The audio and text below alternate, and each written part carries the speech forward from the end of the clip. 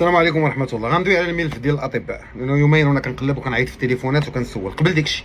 هادي يديني منيه كنهزها، اقسم بالله العلي العظيم. من نهار بديت انستغرام، من نهار بديت كندوي في فيسبوك، ومن نهار بديت كناخذ اي موقف من المواقف ديالي، ما عمر شي واحد من الحكومه المغربيه ولا شي وزير ولا شي مستشار ما عيط ليا قال لي نقول شي هضره، وما عمر طلب مني انني نقول شي هضره.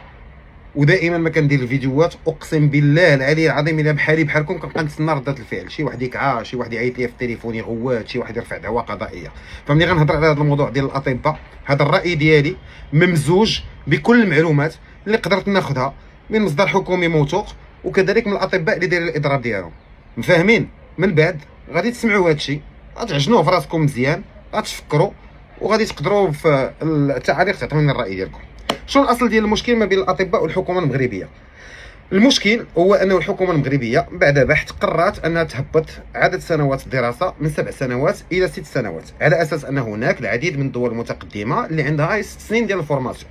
شنو المشكل اللي هبط عدد السنوات من 6 سنين ل 7 سنين؟ هو ان الطالب المغربي كيحتج، كيقول لي ما يمكنش انا نقرا ميديسين وانت تحبسني، لانه في دول اوروبيه بحال فرنسا ولا انجلترا ما غاديش يقبلوني كطبيب لاني قاري 6 سنين. كتجي الحكومه المغربيه كتجاوب كتقول لي ولدي ما يمكنليش انا نخسر عليك 120 ولا 150 مليون في لا فورماسيون ديالك اللي كتبقى فيها 6 سنين ولا 7 سنين، وفي الاخر تمشي انت تداوي ليا فرنساوي ولا اسبانيولي ولا امريكاني ولا انجليزي. وبانه الخصاص الاساسي اللي عندنا في الطب ولا في الصحه بصفه عامه هو العامل البشري.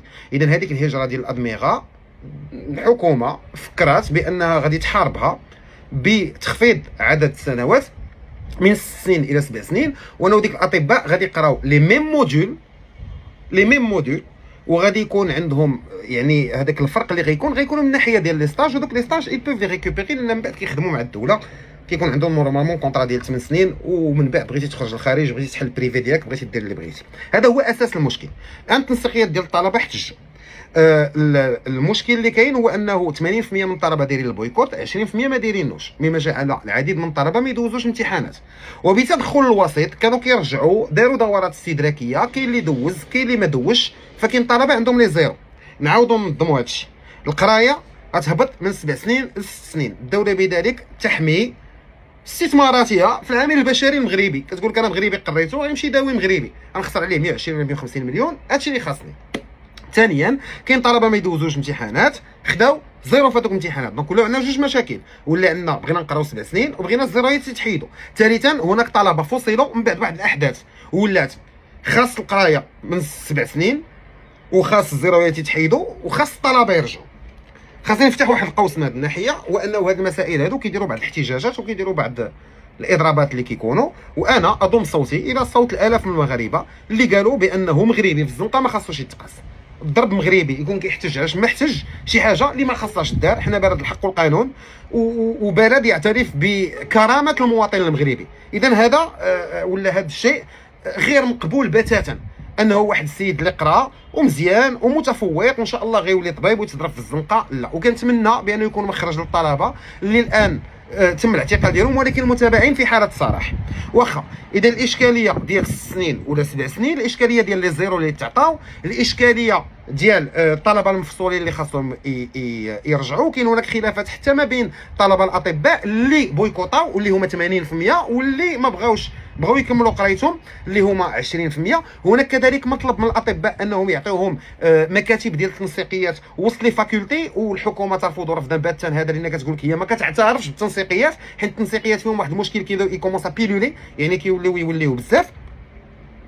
وهذا الشيء هو اللي جعل الموضوع خطير وخرج عن السيطره، واصبح ذلك مازقا. كاين عندنا واحد المؤسسه في المغرب سميتها مؤسسه الوسيط، مكلف بها طبعا بزاف ديال الاطر، وعلى راسها سي بن علو اللي هو شاب، واللي كيحاولوا انهم يلقاو مخرج مع هذوك الطلبه الاطباء، وحتى كيقربوا انهم يلقاو الحل كيعاود يرجع هذا الشيء ازيرو.